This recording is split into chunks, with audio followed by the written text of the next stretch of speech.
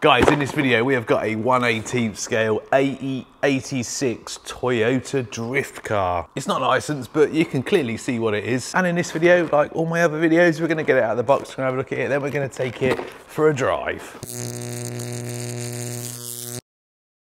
These Corollas are probably one of the most popular old school drift cars. Well, from what I've seen anyway. Looks like you can also get, that's an RX-7, isn't it? So I've not seen that body style yet, but that looks really nice. This is the 86. It says on the side there, lights mode, damping effect, rubber tyres, CVT, proportional steering, adjustable inclination. So I guess you can adjust your camber, maybe.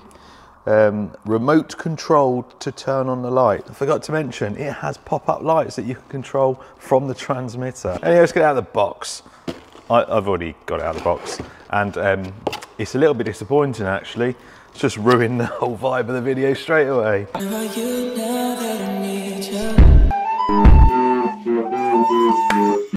The reason I'm disappointed is because it's not painted like it shows you.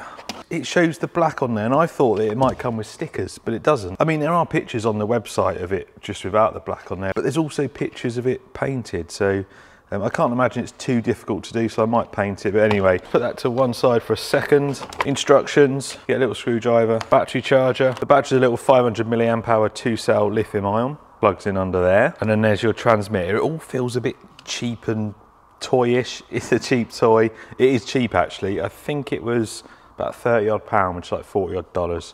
Yeah, transmitter feels a bit rubbish. And I don't name all my RC cars, but I've already named this Nemo. And the reason I've called it Nemo, because in the box you get your wing mirrors, door handles, wipers. One of the wipers wasn't a complete mould, so it's got a full-size one and then just a little one there. If any of you watch Nemo, Nemo has a lucky fin. So that's my drift car's lucky fin. It's his first time at school. He was born with it, kids. We call it his lucky fin. Nemo comes with some nice like mini light style wheels. It's got rubber tyres. It's meant to be a drift car, but these rubber tyres feel pretty sticky. Blacked out windows. I don't know if the lights on the back work. We'll have to check them. Lights on the front, these pop up. These are controlled by the transmitter. It has got suspension, although the suspension is torsion bars, or like just a little bit of metal.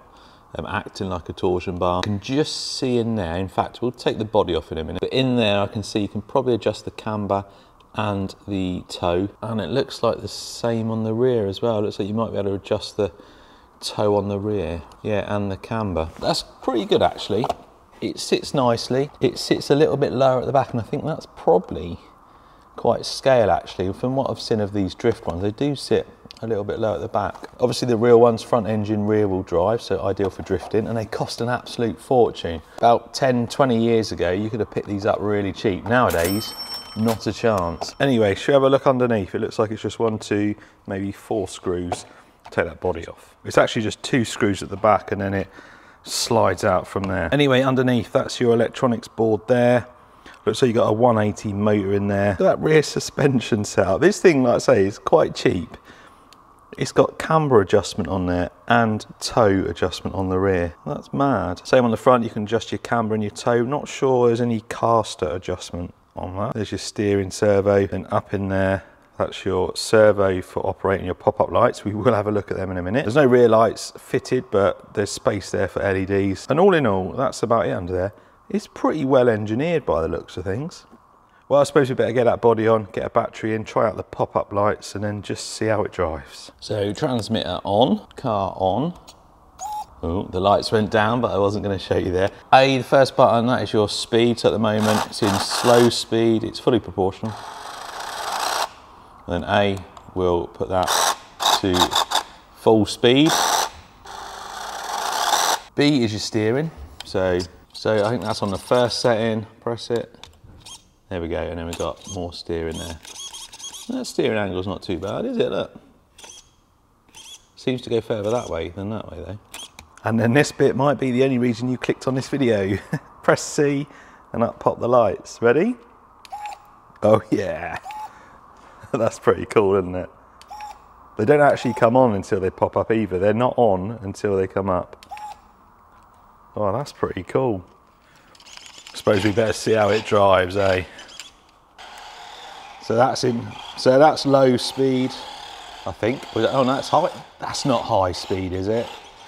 What? Hang on. Oh, that was high speed. No way. So that's low speed. I don't know why anyone would want to drive it in low speed. And then that's high speed. Well, it's not drifting on this carpet, is it? That is a little disappointing. It's a little bit better on this surface, but I'm not sure. I'm not sure you're going to be able to drift this.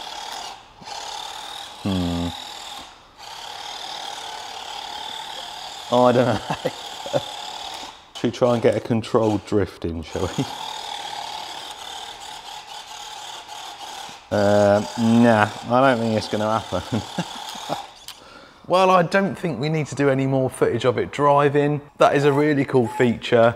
Paint the body up. I'm sure there's some of you out there that can tweak it, fiddle about with it, probably put some different wheels on it, maybe put a gyro in it and make it better. But straight out of the box,